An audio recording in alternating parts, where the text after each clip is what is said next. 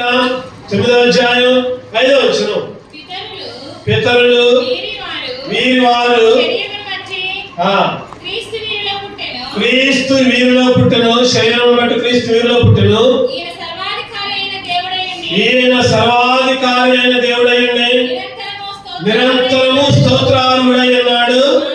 ఆమేన్. ఈయన సర్వాధికారి అయిన దేవుడయ్యుండి నిరంతరము స్తోత్రార్హుడై ఉన్నాడు. చెప్పండి, మన దేవుడు ఒకరోజు స్తుతించబడే దేవుడు కాదు, లేకపోతే ఆదివారం రోజు స్తుతించే దేవుడు కాదు, లేకపోతే ఉపవాస కూడినప్పుడు, లేకపోతే ఒక 10 రోజులు, లేకపోతే ఒక 20 రోజులు, లేకపోతే ఒక 40 రోజులు, ఒక సంవత్సరం స్తుతించబడే దేవుడు కాదు. అక్కడ ఉంది కదా, ఎవరు చదవడం వల్ల ఒకసారి. ఈయన సర్వాధికారి అయిన దేవుడయ్యుండి నిరంతరము నిరంతరము స్తోత్రార్హుడై ఉన్నాడు. నిరంతరము స్తోత్రార్హుడై ఉన్నాడు. పక్కనే ఉంది ఆమేన్. ఏముందంటే చెప్పండి, ఏముంది? ఆమేన్. ఆమేన్ అంటే అర్థం ఏంటి? అవును గాక. ఎప్పుడైనా ప్రార్థన చేసినప్పుడు చివరిలో ఆమేన్ అంటాం. కొంతమంది ఆమేన్ అని అనరు, కొంతమంది మనసులో అనుకుంటారు, పైకన్ను. కొంతమంది మనసులో కూడా అనుకోరు. అంటే ఆమేన్ అంటే దాని మీద మనం ప్రార్థన చేసింది మొత్తం జరుగును కాక, అవును కాక అని అర్థం. ఈ రోజు నుంచి ఆమేన్ అని బిగ్గరగా ఉన్నాం అందరం కూడా. ప్రార్థన అయిపోయిన తర్వాత ఆమేన్ అన్నారు. ఇక్కడ అదే ఉంది, ఇక్కడ బైబిల్లో రాయబడింది కదా, ఈయన సర్వాధికారి అయిన దేవుడైంది నిరంతరము స్తోత్రార్హుడై ఉన్నాడు. ఆమేన్. నిరంతరము స్తోత్రార్హుడై ఉన్నాడు. ఈయన ఎటువంటి దేవుడు? ఎందుకు సర్వాధికారి? ఎందుకు నిరంతరము స్తోత్రార్హుడు? ఈరోజు మన అంశం ఏంటంటే, దేవుడు ఎటువంటి వాడు? దేవుడు ఎటువంటి వాడు? ఎందుకని ఆయన సర్వాధికారిగా ఉంటున్నాడు? ఎందుకని ఆయన నిరంతరము స్తోత్రార్హుడుగా ఉంటున్నాడు? ఈరోజు క్లుప్తంగా ఒక విషయం మనం ధ్యానం చేద్దాం. మొదటిగా ఆయన ఎటువంటి వాడు? ఎటువంటి వాడు? ఎందుకని సర్వాధికారి? ఎందుకని నిరంతరం ఆరాధించాలి, నిరంతరం స్తోత్రం చేయాలి ఆయన? ద్వితీయోపదేశకాండం 7వ అధ్యాయం ద్వితీయోపదేశకాండం 7వ అధ్యాయం 9వ వచనం చదవండి. 152 పేజీ నంబర్. కాబట్టి నీ దేవుడైన యెహోవా తానే దేవుడనియు తన్ను ప్రేమించి తన ఆజ్ఞలను అనుసరించి నడుచుకుని వారికి తన నిబంధనలను స్థిరపరచు వాడును, 1000 తరముల వరకు కృప చూపు వాడును, నమ్మదగిన దేవుడనియు తను ద్వేషించు వాళ్ళు ప్రతి వారిని బహిరంగముగా నశింప చేయుటకు వారికి దండన విధించువాడని నీవు తెలుసుకున్నాడు. మన దేవుడు ఎటువంటి వాడు? ఇక్కడ చాలా ఉన్నాయి కదా, ఒక భాగం తీసుకుందాం మనం. ఏంటంటే 1000 తరముల వరకు కృప చూపువాడు, నమ్మదగిన వాడు. మన దేవుడు నమ్మదగిన వాడు. చెప్పండి, అందరూ చెప్పండి. మన దేవుడు ఎవరు? నమ్మదగిన వాడు. ఆయన నమ్ముకుంటే పరలోకానికి వెళ్తాం ఖచ్చితంగా. మన దేవుడు నమ్మదగిన వాడు. ఆయన సర్వాధికారి, నిరంతరము స్తోత్రార్హుడు ఆయన. మరి ఆ సర్వాధికారి, ఆ స్తోత్రార్హుడు ఎటువంటి లక్షణాలు కలిగి ఉన్నాడు? ఎటువంటి లక్షణాలు కలిగి ఉన్నాడంటే, మొదటిగా నమ్మదగిన వాడు. నువ్వు నా జీవితంలో నమ్మదగిన వాడిగా ఉన్నావయ్యా, నమ్మదగిన వాడిగా ఉన్నావయ్యా. ఈరోజు పెళ్లి చేసుకుంటారు చాలా మంది. పెళ్లి చేసుకోవడం దాని అర్థం ఏంటంటే చనిపోయేదాకా ఉండాలి. ఒక యవనస్తుడు పెళ్లి చేసుకున్నాడు, ఒక అమ్మాయిని పెళ్లి చేసుకున్నాడు. ఆ అమ్మాయి ఎంతో ఆశతో 5-6 లక్షలు కట్నం వచ్చింది. పెళ్లి చేసుకున్నాడు. ఆ అబ్బాయి ఆ డబ్బులు పెట్టి మంచిగా చదువుకున్నాడు, మంచి ఉద్యోగం చేరాడు, వేరే రాష్ట్రం వెళ్ళాడు. వేరే రాష్ట్రం వెళ్ళేసరికి ఇంకా డబ్బులు ఎక్కువ వస్తున్నాయి, చేతులు ఎక్కువ వస్తుంది. ఈ అమ్మాయిని పుట్టింట్లో ఉంచాడు. అతనేమో దూర ప్రాంతంలో ఉన్నాడు, ఉద్యోగం చేస్తున్నాడు. పెళ్లి చేసుకోవడానికి అయితే డబ్బులు కావాలి, ఆ డబ్బులు చదువుకోవడానికి ఖర్చులు కావాలి. ఇప్పుడు ఉద్యోగం వచ్చిన తర్వాత ఆ అమ్మాయి పనికి రాకుండా ఆ వ్యవస్థ ఆ ఊర్లోనే ఇంకొక అమ్మాయిని పెళ్లి చేసుకున్నాడు. ఆ జాబ్ చేసే అమ్మాయిని అక్కడనే. చెప్పండి, దీన్ని ఏమర్థమవుతుంది? నమ్మదగిన వాడిగా ఉన్నాడు ఆ భర్త భార్యకి భర్త నమ్మదగిన వాడిగా లేడు. భర్తకి భార్య నమ్మదగినదిగా లేదు. ఈరోజు పిల్లలు తల్లిదండ్రులు పిల్లలకి నమ్మదగిన వాడిగా లేరు. మన దేవుడైతే ఎంతైనా చెప్పండి. ఎక్కడుందన్నమాట విలాపవాక్యాలు ఎన్నో అధ్యాయం అంటే చదవండి అన్నమాట. విలాపవాక్యాలు 3వ అధ్యాయం. దేని తర్వాత విలాపవాక్యాలు చెప్పండి. దేని తర్వాత యెషయా, ఇర్మియా తర్వాత విలాపవాక్యాలు. 3వ అధ్యాయం 23 చదవండి. 22 విలాపవాక్యాలు పేజీ నెంబర్ 623. అనుదినము నూతనముగా ఆయనకు వాత్సల్యత పుట్టుచున్నది. నీవు ఎంతైనా నమ్మదగిన వాడివి. చెప్పండి. ఎంతైనా నమ్మదగిన దేవుడివి.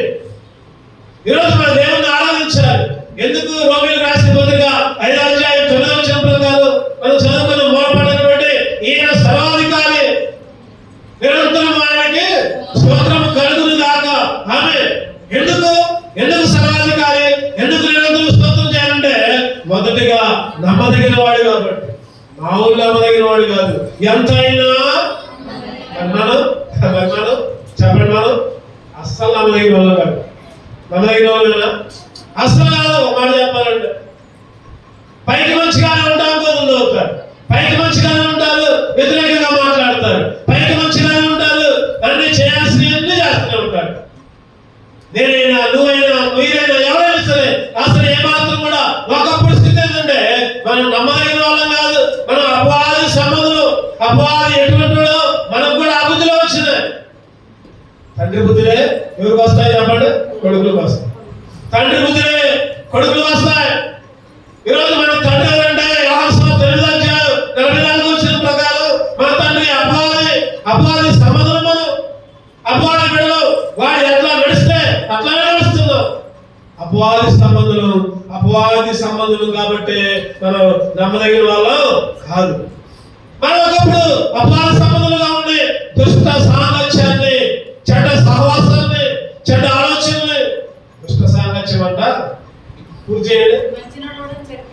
దుష్ట సాంగత్యము మంచి నడవడిని చెరుపును ఒక మాత్రం చెబుతున్నాడు. చూద్దామన్నమాట. 1 కొరింథీయులకు రాసిన పత్రిక. కొన్ని మాటలు గుర్తుపెట్టుకోవాలి మనం. 1 కొరింథీయులకు రాసిన పత్రిక 15:33.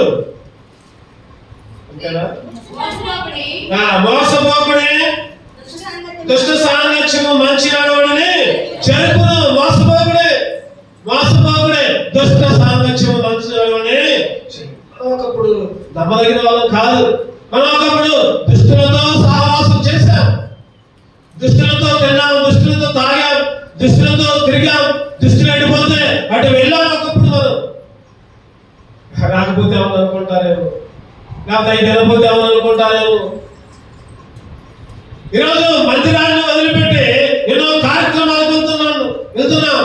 ఎన్నో కార్యక్రమాలు, ఫంక్షన్లు, పెళ్లిళ్ళు, లేకపోతే ఇంకేయో దేవుని మందిరం కంటే ఏదో ఎక్కువ కాదు. గుర్తుపెట్టుకోవాలి. దుష్ట సాంగత్యం మంచి నడవని. మనం ఒకప్పుడు దుష్ట సాంగత్యం చేసిన వాళ్ళం. ఇంకో మాట చెప్పాలంటే అవిశ్వాసంతో జోడు కట్టిన వాళ్ళం. ఎవరితో? అవిశ్వాసం అంటే ఏంటి? యేసుక్రీస్తుని నమ్మని వాళ్ళతో, యేసుక్రీస్తుని ఎరగని వాళ్ళతో జోడు కట్టాం. అందుకని బైబిల్ ఉన్నది ఒక మాట. ఏంటన్నమాట? విశ్వాసికి అవిశ్వాసికి ఎక్కడుందన్నమాట? చదవండి అన్నమాట. 2 కొరింథీ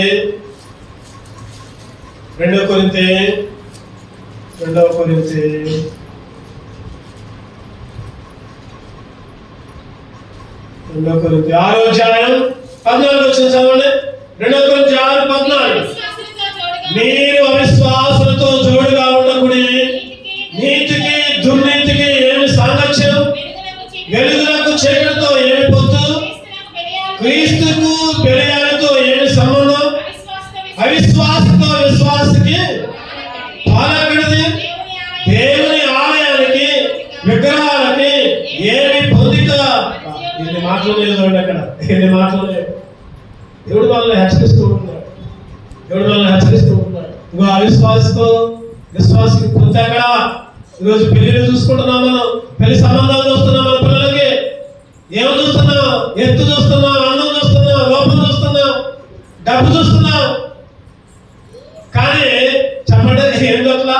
మందిరానికి వెళ్తున్నారా లేదా? చుట్టలు అసలు నమ్ముకున్నారా లేదా? యేసుక్రీస్తుని చుట్టలు అసలు భయం ఉందా? డబ్బు ఉంటే చాలు, అన్నం ఉంటే చాలు, ఉద్యోగం ఉంటే చాలు, లేదా ఇల్లుంటే చాలు, లేదా మా కులం అయితే చాలు, మా కులం అయితే చాలు.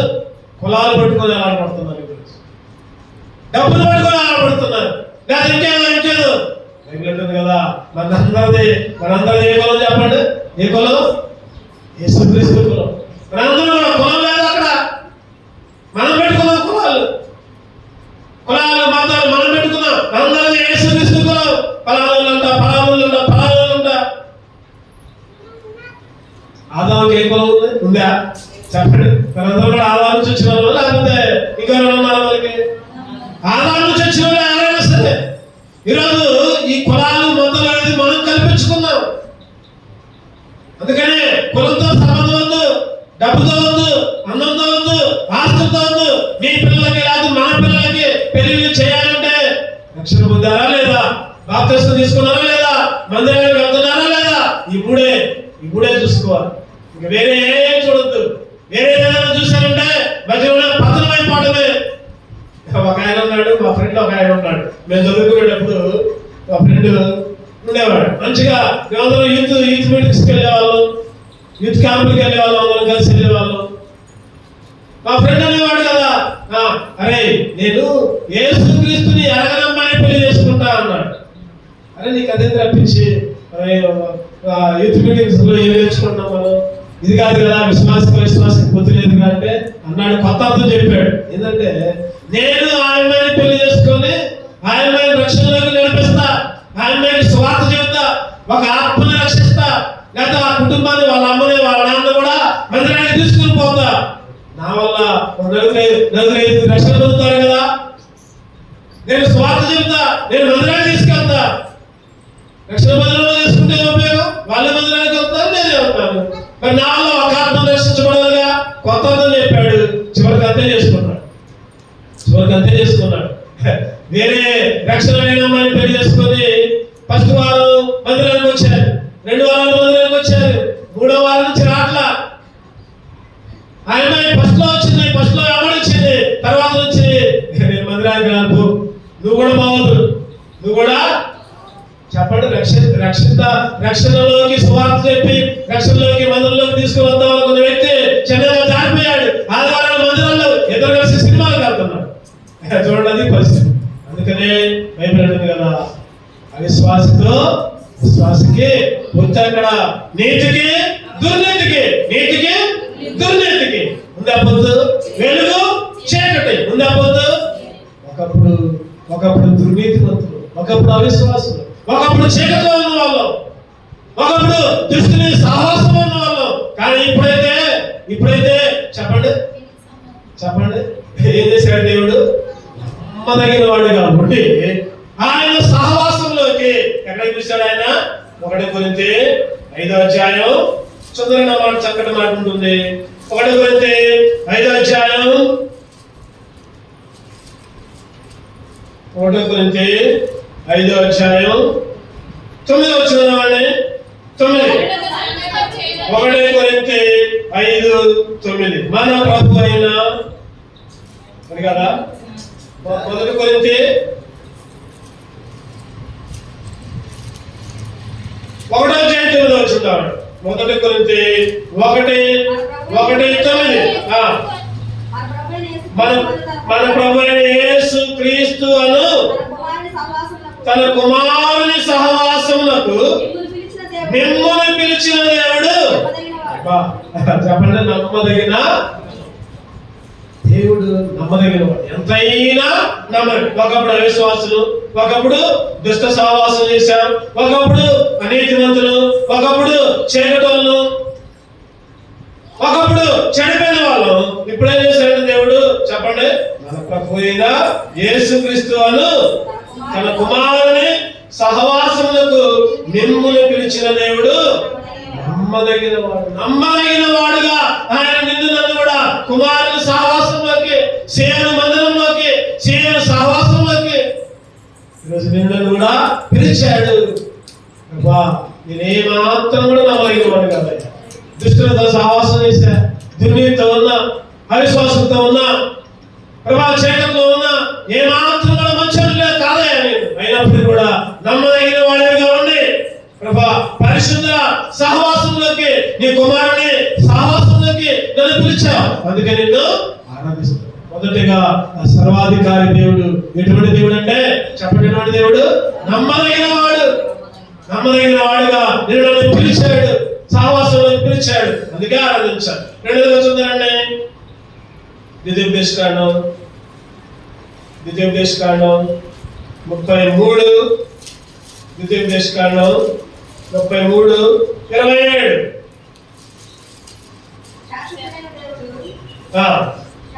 శాశ్వతుడైన దేవుడు నీకు నివాస స్థలము, నిత్యముగా నుండి బాహువులు నీ క్రింద ఉండును. ఆయన నీ ఎదుటి నుండి శత్రువులు వెళ్ళగొట్టి నశింప చేయమను. ఒకటి చూద్దారండి, మొదటి లైన్ లో ఉంది శాశ్వతుడైన దేవుడు. చెప్పండి రెండోది ఆయన లక్షణాలు. దేవుడు ఎటువంటి వాడు? ఆ సర్వాధికారి, నిరంతరం స్తోత్రం చేసే దేవుడు ఎటువంటి వాడు? చెప్పండి. ఒకటోది నమ్మదగిన వాడు, రెండోది శాశ్వతమైన దేవుడు. శాశ్వతమైన దేవుడు. శాశ్వతమైన దేవుడు ఏం చేస్తున్నాడంటే శాశ్వతమైన ప్రేమతో నిన్ను పిలుస్తూ ఉంటున్నాడు. శాశ్వతమైన ప్రేమ. చదవండి ఇర్మియా గ్రంథం 31:3. ఇర్మియా 31:3. యెహోవా నాకు ప్రత్యక్షమై ఇట్లనెను, శాశ్వతమైన ప్రేమతో నేను నిన్ను ప్రేమించుచున్నాను. శాశ్వతమైన ప్రేమతో. శాశ్వతుడైన దేవుడు శాశ్వతమైన ప్రేమతో నిన్ను పిలుస్తున్నాడు, ప్రేమిస్తున్నాడు. శాశ్వతమైన ప్రేమ. ఒక రోజు ఉండే ప్రేమ కాదు, లేదా 10 సంవత్సరాలు ఉండే ప్రేమ కాదు. చనిపోయేదాకా ఎటువంటి పరిస్థితుల్లో అయినా సరే, ఎటువంటి పరిస్థితుల్లో అయినా సరే నిన్ను ప్రేమించే దేవుడు. ఎన్నో దెబ్బలు, ఎన్నో హింసలు, ఎన్నో బాధలు, ఎన్నో అవమానాలు, దేవుడికి ఎంత దూరమైన, దేవుడి దృష్టిలో ఎంత పాపాత్మైన ఆయన శాశ్వతముగా ప్రేమించే దేవుడు. శాశ్వతముగా ప్రేమించే దేవుడు. ఈరోజు 2 లక్షల మంది దేవుడు శాశ్వతమైన ప్రేమతో మనల్ని ప్రేమించే. అందుకనే ఆయన నీ కొరకు నా కొరకు ప్రాణం పెట్టాడు. రోమీయులకు రాసిన పత్రిక 5వ అధ్యాయం 8వ వచనం. రోమీయులకు రాసిన పత్రిక 5:8. అయితే దేవుడు మన తన ప్రేమను వెల్లడిపరుచున్నాడు. ఎట్లనగా మనం ఇంకను పాపమైనగానే క్రీస్తు మన కొరకు చనిపోయాను. క్రీస్తు మన కొరకు చనిపోయిన. ఇంకా పాపలుగా ఉంటేనే మనం ఇంకా బలహీనమైంటేనే పైన ఆలోచనలు ఉండదన్నమాట. మనం ఇంకా బలహీనమైంటేనే మనం ఇంకా బలహీనమైంటేనే 10వ వచనం ఉంటుంది. ఎలాగా మనం ఇంకా శత్రువులమైంటేనే. చెప్పండి, 3 లక్షలు ఉన్నాయి మన దగ్గర. ఒకటోదేమో పాపలు, రెండోదేమో బలహీనలు, మూడోదేమో శత్రువులు. ఈ 3 లక్షణాలు ఉన్నా కూడా ఆయన ఏం చేశాడంటే ప్రేమించాడు. శాశ్వతమైన ప్రేమ. మన ఎడల తన ప్రేమను వెల్లడిపరిచాడు. మన ఎడల తన ప్రేమని ఏం చేశాడు చెప్పండి? వెల్లడిపరిచాడు. బలహీనలు, శత్రువులు, పాపులు, దయ్యపట్నంలో దూరంగా ఉన్నాం. ఆ రోజు సేనా దయ్యపట్నాడు. అవడవాడు సేనా గెరాసీన్ ప్రాంతంలో సేనా దయ్యపట్నం నుండి అందరూ కూడా తాళతో కట్టారు, బంధించారు. అయినా అట్లా ఒకసారి ఆ వ్యక్తి యేసు దగ్గరికి తీసుకొని రాగానే అయ్యా వేడుకున్నాయండి. ఏమని వేడుకున్నాయి? అయ్యా ఆడ పందులు ఉన్నాయి, ఆ పందుల్లోకి పంపిపోతుంది, మేము వదిలిపెట్టిపోతాం. వెంటనే పందుల్లోకి పోయి ఆత్మలు దేయాలు వెంటనే స్వస్థ చిత్తుడై యేసుక్రీస్తు దగ్గర కూర్చున్నాడు. ఆయన ప్రేమ ఎన్ని దేయాలు పట్టినా, ఎంత వ్యతిరేకంగా ఉన్నా దేవుని ప్రేమ మారదు. లాజరును కూడా ప్రేమించాడు. సమాధిలో 4 రోజులు ఉంటే లేపాడు. సమాధిలో నుంచి లేపి యోహాను సువార్త 12:1-2 ప్రకారం ఆయన పక్కన కూర్చోబెట్టి భోజనం చేస్తే భోజన సహవాసంలో కూర్చోబెట్టాడు. ఆ గెరాసీను ప్రాంతంలో వ్యక్తినేమో ఆయన బోధనలో పక్కన కూర్చున్నాడు, లాజరునేమో సహవాసానికి భోజనంలోనే కూర్చోబెట్టాడు. ఎటువంటి వ్యక్తులు ఈరోజు మీరు కూడా అటువంటి ప్రేమతో ప్రేమించి నేను కూడా ఆయన మందిరంలో కూర్చోబెట్టి ఆయన మాటలు వినిపింపజేసి, అంతేకాకుండా ఆయన భోజనంలో చేసే వాక్యాలు ఇచ్చాయి. అదే శాశ్వతమైన ప్రేమ.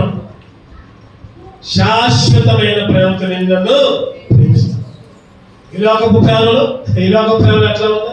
ఏదైనా ఉంటేనే, ఏదైనా బాగుంటేనే, బాగా లేకపోతే ప్రేమ లేదు. వాళ్ళు ఏదో ఇస్తేనే మనం ఇస్తాం, వాళ్ళు ఏమి అయిపోతే అసలు మనం ఏమి వేయం. ఒక వ్యక్తి అంట యవన కాలంలో చదువుకునేటప్పుడు ఒక అమ్మాయిని ప్రేమించాడంట. ఈరోజు జరిగే యవన కాలంలో చదువుకుంటున్నాడు, కాలేజీ పోతున్నాడు, వాడికి చూస్తేనేమో ఏమీ లేదు, ఉండడానికి ఇల్లు లేదు, తినడానికి సరిగా తిండి లేదు. ఈ అమ్మాయి వాళ్ళ పెద్ద కలెక్టర్, మంచి ఉద్యోగి, ఈ అమ్మాయిని ప్రేమించాడు. మరి ఈ అమ్మాయి కూడా మోసపోయి పెళ్లి చేసుకున్న తర్వాత ఏం జరిగిందంటే, పెళ్లి చేసుకున్న తర్వాత వాడికి యాక్సిడెంట్ అయ్యి కాలు విరిగిన తర్వాత ఈ అమ్మాయి మంచిగా ఎన్నో సఫలు చేసింది.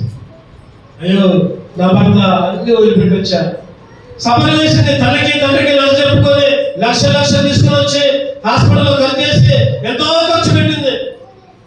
కాలు తీసేసే పరిస్థితి నుంచి చిన్నగా కాలు నడిచే పరిస్థితి తీసుకుని వచ్చింది. 2-3 సంవత్సరాలు అన్ని పరిచయం చేసింది. ఎంతో నమ్మకంగా పరిచయం చేసింది. లేచాడు, నడుస్తున్నాడు. డబ్బులు వచ్చినాయి. వాళ్ళంతా వాళ్ళ మామ ఉద్యోగస్తులు కదా, సరే అభివృద్ధి ఎంతో గట్ట ప్రేమించిందిలే, ఎంతోగా తెద్దామని ఇచ్చాడు. ఆ డబ్బులు వచ్చిన తర్వాత మనోడి స్థితి మారిపోయింది. కాలు వచ్చింది, బైక్ వచ్చింది, తాగుడు ఎక్కువైపోయింది, తిరుగుడు ఎక్కువైపోయింది.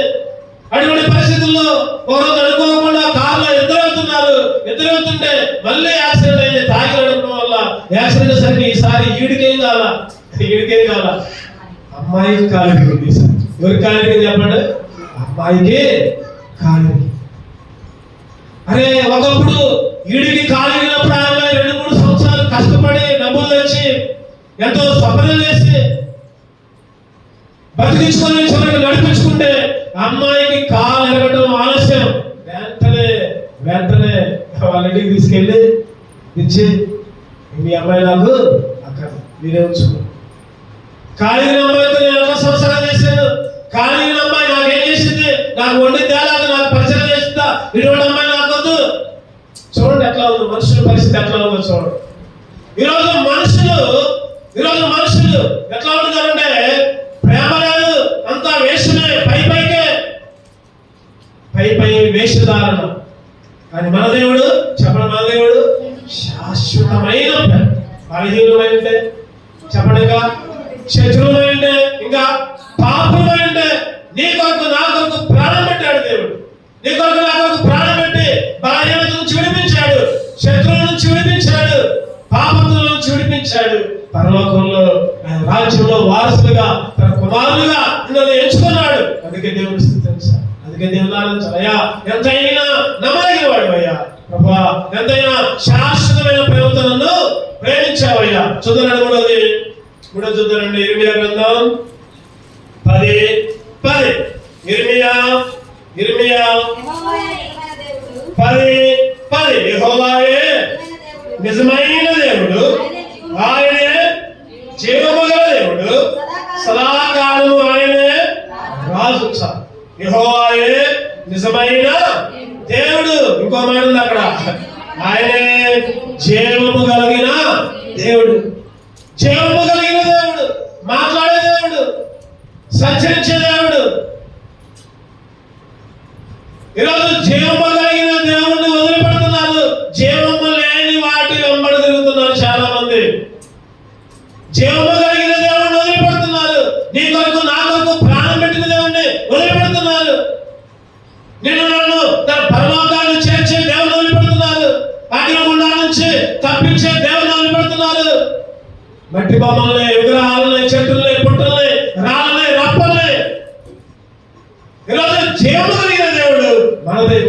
చేశాడు ఆ జీవం కలిగిన దేవుడు? చూద్దారండి ఏం చేశాడు ఆ జీవం కలిగిన దేవుడు? యోహాను సువార్త 1:4 యోహాను సువార్త 1:4 ఆయనలో జీవం ఉండెను, ఆ జీవము మనుషులకు వెలుగై ఉండెను. చెప్పండి, ఆ జీవం నీకు నాకు కూడా వచ్చింది. ఆయనలో ఉంటుంది కదా ఆ జీవం. ఆ జీవాన్ని నీకు నాకు కూడా ఇచ్చాడు. అందుకని నిజమైన దేవుడు ఆయన, జీవము కలిగిన దేవుడు. ఆ జీవాన్ని అంట నీకు నాకు ఇచ్చి మనల్ని కూడా ఏం చేశాడంటే వెలుగులోకి మార్చాడు. అపొస్తలుల కార్యాలు 3వ అధ్యాయం, అపొస్తలుల కార్యాలు 3వ అధ్యాయం అంటే 10వ వచనం చదవండి. 15వ వచనం. అపొస్తలుల కార్యాలు 3:15 మీరు జీవాధిపతిని చంపితిరి గాని దేవుడు ఆయన మృతులలో నుండి లేపిన. ఎవరంటే ఆయన జీవాధిపతి, ఆయన జీవం కలిగిన దేవుడు, జీవాధిపతి. ఆయన జీవాన్ని నీకు నాకు ఇచ్చాడు. నిత్య జీవం. 1 యోహాను 5వ అధ్యాయం 11వ వచనం. 1 యోహాను ఆ సాక్ష్యమేమనగా దేవుడు మనకు నిత్య జీవమును దయచేసెను. ఈ జీవము ఆయన కుమారుని ఉంది. ఆ జీవం కలిగిన దేవుడు జీవాధిపతి, వెలుగులోకి నడిపించిన దేవుడు ఏం చేశాడంటే జీవమును నిత్య జీవాన్ని దయచేశాడు. ఈ జీవం అంటే నిత్య జీవము. ఈరోజు ఆరాధించాలి దేవుణ్ణి. నిత్య జీవాన్ని దయచేశాడు. రోమీయులకు రాసిన పత్రిక 8:32 చూస్తే, రోమీయులకు రాసిన పత్రిక 8:32 ఆయన జీవం ఇవ్వడానికి సొంత కుమారుణ్ణి అనుగ్రహించినకు వెనుక తీగ మనందరి కొరకు ఆయన అప్పగించిన వాడు. సొంత కుమారుని ఇచ్చాడు. జీవాధిపతి ఏం చేశాడంటే సొంత కుమారుని అర్పించాడు మనందరి కొరకు. ఎందుకంటే నీకు నాకు కూడా జీవం రావాలని, ఆయన ఆత్మ మనల్ని దేవుడు నడిపించాలని, జీవములో నుండి మనల్ని వేరుపరిచి నిత్య జీవానికి వారసుగా ఉండాలని. జీవాధిపతి అనే దేవుడు, నిజమైన దేవుడు, జీవం కలిగిన దేవుడు. చూడండి, ఎఫెసీ 4:18 ఎఫెసీయులకు రాసిన పత్రిక 4:18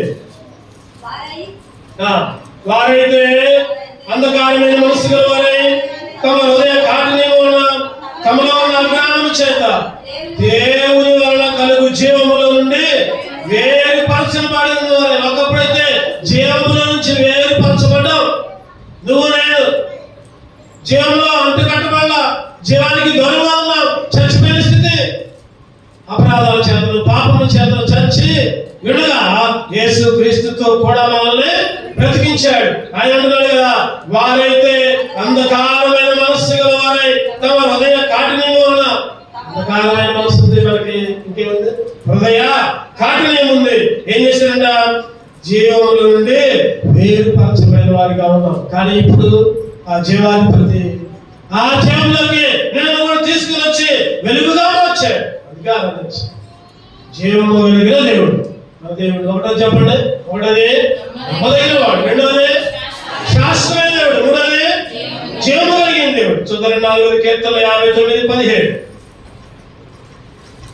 కీర్తనలు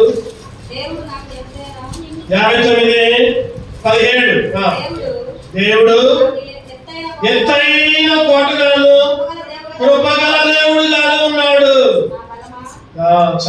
దేవుడు నాకు ఎత్తైన కోటగాను, ఇంకా కృప కలిగిన దేవుడు. 4 లక్షణం. మన దేవుడు ఎటువంటి వాడు? కృప కలిగిన దేవుడు.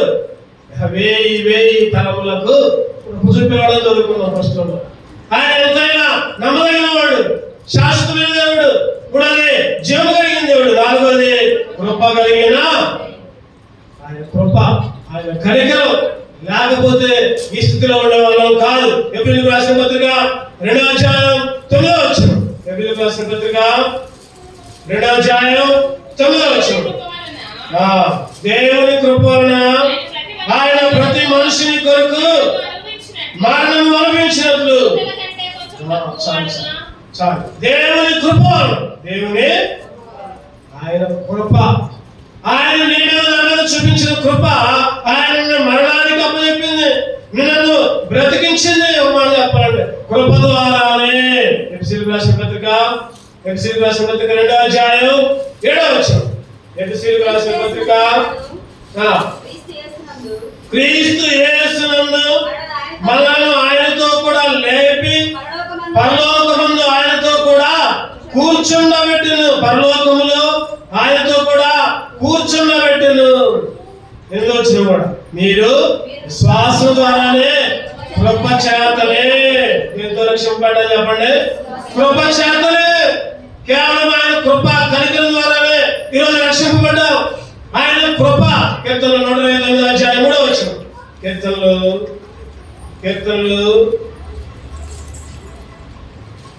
129.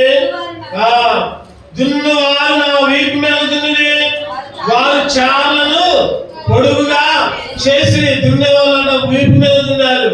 ఇదంతా దేనికంటే నీ మీద నా మీద కృప చూపించాడు. కృప చూపించాడు కాబట్టి ఈపుని దున్నారు. పక్కలో పళ్ళు, కాళ్ళు చేతుల్లో సేవలు, తలకి ముండ కిరీటం, చెంపల మీద గుద్దులు, ఎన్నో శిక్షలు, ఎన్నో అవమానాలు, ఎన్నో నిందలు ఉమ్మేశారంట. ఉమ్మేసి నువ్వు దేవుడు అయితే దిగిరా, దేవుడు అయితే దిగిరా, నన్ను కూడా తెచ్చు. ఈరోజు కూడా చాలా మంది అంటా ఉంటారు, నువ్వు దేవుడు అయితే నాకు మంచి ఆరోగ్యం వచ్చినది, నువ్వు దేవుడు అయితే నాకు డబ్బు వచ్చినది, నువ్వే దేవుడు అయితే నాకు ఉద్యోగం వచ్చినది, నువ్వు దేవుడు అయితే నా పిల్లలకి పెళ్లి చేయి, మంచి సంబంధాలు కుదిరించినట్టు చేయి. నువ్వు దేవుడు అయితే మనం కూడా వాళ్ళతో పాటే. ఏమన్నాడు శిలువలో దొంగ శతాధిపతి దారి పోయి వాళ్ళు ఏమన్నారు, నువ్వు దేవుడు అయితే దిగు, నన్ను కూడా రక్షించు. చెప్పండి. ఈరోజు నువ్వు ఎన్నోసార్లు ఆయన కృపకి దూరమై, ఆయన కనికరానికి దూరమై ఇష్టం వచ్చిన రీతిలో జీవిస్తుంటే నీ మీద నా మీద కృప చూపించి కనికరాన్ని చూపించి నీ కొరకు నా కొరకు బలి అయ్యాడు. ఆయన బలి అయ్యాడు. తల ఉంచుకున్నాడు, మౌనంగా ఉన్నాడు. గొర్రె పిల్ల బొచ్చు కత్తిరించిన ఏ విధంగా మౌనంగా ఉంటుందో ఆయన కూడా నీ కొరకు నా కొరకు మౌనంగా ఉన్నాడు. యెషయా 53:10. ఈరోజు దేవుడు ఎన్నో అధ్యాయం చూస్తే స్వరూపమైన లేదు, సమస్య లేదు, నలగొట్టబడ్డాడు. అతను నలగొట్టకు యెహోవాకు ఇష్టమైన వ్యాధి కలుగజేసెను, తన్ను తానే అపరాధ పరిహారార్థ బలిగా చేయగా అతని సంతానం చూచును. అతడు దీర్ఘాయుష్మంతుడగును, యెహోవా ఉద్దేశముతో సఫలమగును. అక్కడ చూస్తే అతను తనకు కలిగిన వ్యాధులను చూచి, చెప్పండి, కలిగిన వ్యాధులను చూస్తే ఏ పొందాడంట? తృప్తి పొందాడు. కలిగిన వేదన, బాధలు, ఇబ్బందులు, ఇరుకులు మనమైతే తిడతాం, ఆయనైతే తృప్తి పడ్డాడు. నాకు ఈ దెబ్బలు తగలటం వల్ల ఫలానాలను రక్షిస్తాను, నాకు ఈ శ్రమ రావడం వల్ల ఈ లోక మానవుల పాపాలను తీసివేస్తున్నా, నా రక్తం వల్ల ఆ పాపాలని కొట్టుకొని పోతున్నా, ఆయనకు తృప్తి. చెప్పండి, తల్లికి పిల్లలు తింటే తృప్తులు, తల్లికి లేకపోయినా పర్వాలేదు, తల్లికి తినడానికి లేకపోయినా పర్వాలా, కొడుకు గారు కూతురు తిన్నారనుకోండి, వాళ్ళు మంచిగా తింటే తల్లి లేకపోయినా తృప్తి పడదు. నా పిల్లలు మంచిగా ఆకలి తెచ్చుకున్నారు, మంచిగా తింటున్నారు, నాకు లేకపోయినా పర్వాలేదు, దాంట్లోనే ఆనందం. అంతకంటే ఎక్కువ మనది ఆయన తప్పల ద్వారా, ఆయన రక్తం ద్వారా, ఆయన హింస ద్వారా. అక్కడ ఉంది రాయబడిన చక్కటి మాట, అతడు తనకు కలిగిన వేదనను చూచి తృప్తి నందును. తృప్తి. ఈరోజు నీ కొరకు నా కొరకు ఎన్నో అవమానాలు, ఎన్నో నిందలు, ఎన్నో శ్రమలు, ఎన్నో ఇబ్బందులు, ఎన్నో దెబ్బలు, తృప్తి పొందాడు దేవుడు. ఈ దేవుడు అంటే ఈ దేవుడు. చెప్పండి, ఏ దేవుడు? కృప కలిగిన చివరిగా ఏం కూడా చూద్దారండి, ముగించుకుందాం మనం. చివరిగా దానియేలు గ్రంథం 4వ అధ్యాయం 2వ వచనం. దానియేలు గ్రంథం 4వ అధ్యాయం 2వ వచనం. మహోన్నతుడగు దేవుడు నా యెడల చేసిన అద్భుతములను సూచక్రియలను నీకు తెలియజేయడానికి నాకు మనస్సు కలిగిన మహోన్నతుడగు దేవుడు. 5 లక్షలు చెప్పండి. అసలు మన మూల పాఠం ఏంటి చెప్పండి? మూల విషయం ఏంటి? రోమీయులకు రాసిన పత్రిక 5వ అధ్యాయం 9వ వచనంలో ఈయన సర్వాధికారి. ఈయన రోమీయులకు రాసిన పత్రిక 9:5 ప్రకారం ఈయన సర్వాధికారి.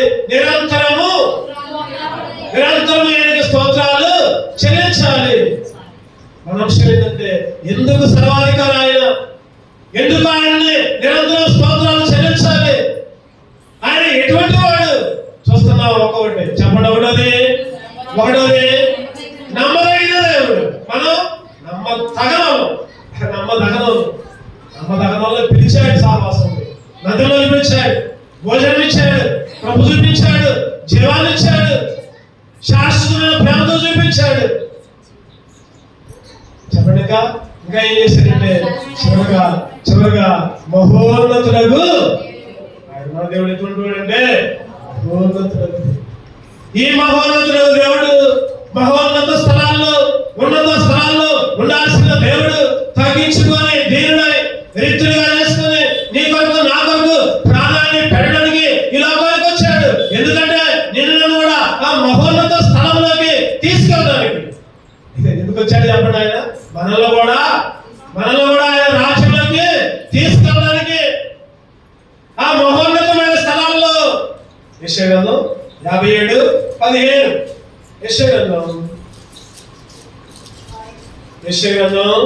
57:15. మహాగణుడును మహోన్నతుడును పరిశుద్ధుడును నిత్య నివాసి అన్నవాడు ఇలాగ సెలవిస్తున్నాడు, నేను మహోన్నతమైన పరిశుద్ధ స్థలంలో నివసించేవాడను. చెప్పండి. ఎక్కడంట? మహోన్నతమైన పరిశుద్ధ స్థలములో నివసించేవాడు ఆయన. మహోన్నత స్థలాల్లో ఉన్నత స్థలాల్లో నివసించేవాడు. కీర్తనలు 16:6 చదవండి. కీర్తనలు 16:6. మనోహరమైన స్థలములలో నాకు పాలు ప్రాప్తించిన మనోహరమైన స్థలం. కీర్తనకారుడు అంటున్నాడు కదా, మనోహరమైన స్థలం. ఆయనతో కూడా కూర్చోబెట్టాడు. మనం చెప్పాలంటే ఆయనతో కూడా ఆయన ఎఫెసీ 2:7 ఎఫెసీయులకు రాసిన పత్రిక క్రీస్తు యేసునందు మనలను ఆయనతో కూడా లేపి పరలోకమందు ఆయనతో కూడా కూర్చోబెట్టిన ఆ మహోన్నత స్థలంలో నిన్ను కూడా కూర్చోబెట్టాడు. ఎప్పుడు ఆయన వచ్చాడు, తీసుకొని పోతున్నాడు. ఎంతకంటే తక్కువ స్థలంలో గాలి తీసుకుపోయేది, ఎంతకంటే ఎక్కువ స్థలం. చావు లేని ప్రదేశం, ఆకలి లేని ప్రదేశం, దప్పిక లేని ప్రదేశం, చీకటి లేని ప్రదేశం. ఎప్పుడు ఇన్ని ఆధిక్యతలు అక్కడ ఎక్కడ నడిచేది? బంగారపు వీధుల్లో ఆకలి ఉండదు, దప్పిక ఉండదు, కళ్ళబడి నీళ్ళు ఉండవు. ఎక్కడ చెప్పడం? ఒకరోజు సంతోషం అయితే ఒకరోజు ఏడుపు. ఈ లోక యాత్రలు సాగుచుండా. చెప్పండి. మన జీవితంలో సాగిపోతా ఉంటున్నాం ఈ లోకంలో. ఈ లోక యాత్రలు సాగుచుండా. ఒకసారి నవ్వు, ఒకసారి ఏడుపు, ఒకసారి నవ్వు, ఒకసారి ఏడుపు. అయినా క్రీస్తు నా తోడున్నా. అది చెప్పండి. సంతోషం వచ్చినప్పుడు ఉన్నాడు, దుఃఖం వచ్చినప్పుడు కూడా, ఏడుపు వచ్చినప్పుడు, సంతోషం వచ్చినప్పుడు ఆయన మాత్రం విడిచేవాడు కాదు. ఎందుకంటే ఆయన నమ్మదగిన వాడుగా, ఆయన శాశ్వతమైన ప్రేమతో ప్రేమిస్తున్నాడు కాబట్టి, ఆయన జీవము కలిగిన దేవుడు కాబట్టి, ఆయన కృప కలిగిన దేవుడు కాబట్టి, ఆయన మహోన్నత స్థలంలో నివసించేవాడు కాబట్టి ఆయన సర్వాధికారి. చెప్పండి. సర్వాధికారి. చదవండి. ఒకసారి చదువుకొని ముగించుకున్నాం. రోమీయులకు రాసిన పత్రిక 9వ అధ్యాయం 5వ వచనం కలిసి చదువుకున్నాం. రోమీయులకు రాసిన పత్రిక 9:5. ఈయన దగ్గర చదువుకున్నాం. ఈయన సర్వాధికారి అయిన దేవుడైంది నిరంతరము స్తోత్రార్హుడై ఉన్నాడు. ఆమె నిరంతరము స్తోత్రార్హుడై సర్వాధికారి. చెప్పండి. చెప్పండి. ఒకటో లక్షణం ఆ సర్వాధికారి యొక్క లక్షణాలు. ఒకటోది నమ్మదగిన వాడు. రెండోది శాశ్వతమైన ప్రేమ. తల్లి విడిచిన, తండ్రి విడిచిన, భర్త విడిచిన, భార్య విడిచిన, పిల్లలు విడిచిన శాశ్వతమైన ప్రేమ. మూడవది జీవము కలిగిన వాడు, జీవంలోకి నడిపించాడు. నాలుగవది కృప కలిగిన దేవుడు, కనికరము కలిగిన దేవుడు, వేల తరల నుంచి కృప చూపించేవాడు. ఐదవది నీ కొరకు నా కొరకు ప్రాణం పెట్టి నిన్ను పరలోకంలోనికి, అద్భుతమైన ఆ పరలోక రాజ్యంలోకి, ఆకలి దప్పులు లేని, చీకటి లేని, కన్నీరు లేని, దుఃఖం లేని అటువంటి రాజ్యానికి నన్ను వారసులుగా చేశాడు. అందుకే ఆ సర్వాధికారిని మనం కూడా నిరంతరము స్తోత్రాలు చెల్లించే భాగ్యాన్ని దేవుడు మనకి అనుగ్రహించును గాక. ఆమేన్. నిలబడదాం, పాడుకుందాం, దేవుని గణపరుచుకుందాం, ఆరాధనలోకి వెళ్దాం.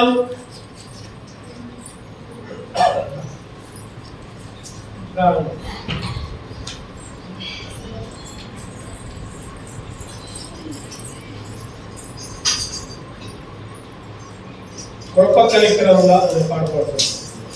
ఎన్నో పాట చూడండి.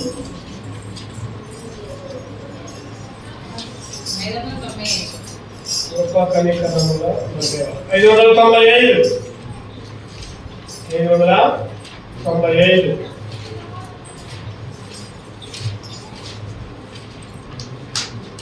పాత పుస్తకాల్లో 595, పాత పుస్తకాల్లో 500. ఇప్పుడు వచ్చే పుస్తకాలు ఇంకా కొత్తగా ఉంటున్నాయి, ఈ నంబర్లు మారుతూ ఉంటాయి. ఇప్పుడు వచ్చే పాత పుస్తకాలు 3 పుస్తకాలు వచ్చినాయి. మొదటి వచనం 7వ వచనం 8వ వచనం వాడుకున్నాం. 1, 7, 8. కృప కనికరములా నా దేవా కృతజ్ఞతలర్పించు. కృప కనికరములా నా దేవా కృతజ్ఞతలర్పించు. యెహోవా చేసిన ఉపకారములకై ఆయనకే చెల్లింతును. యెహోవా చేసిన ఉపకారములకై ఆయనకే చెల్లింతును. యెహోవా గణముగా ప్రార్థన చేసేదను, రక్షణ మాత చెబుడి. కృప కనికరములా మా దేవా కృతజ్ఞతలర్పించు. కృప కనికరములా మా దేవా కృతజ్ఞతలర్పించు. నీ కృపతో నాదు యేసు నన్ను నీవు రక్షించితివి. నీ కృపతో నాదు యేసు నన్ను నీవు రక్షించితివి. నాదు ప్రియవలగా ప్రియవలగా ఇది దేవుని వరమే. కృప కనికరములా మా దేవా కృతజ్ఞతలర్పించు. కృప కనికరములా మా దేవా కృతజ్ఞతలర్పించు. శ్రవణ సాంఖ్యము మహిమయుక్తము దేవ సంగీత సంతోషము. శ్రవణ సాంఖ్యము మహిమయుక్తము దేవ సంగీత సంతోషము. హల్లెలూయా హల్లెలూయా పాట పాడెదము కనికరములా మా దేవా కృతజ్ఞతలర్పిస్తు కృప కనికరములా మా దేవా కృతజ్ఞతలర్పిస్తు కూర్చున్నాం.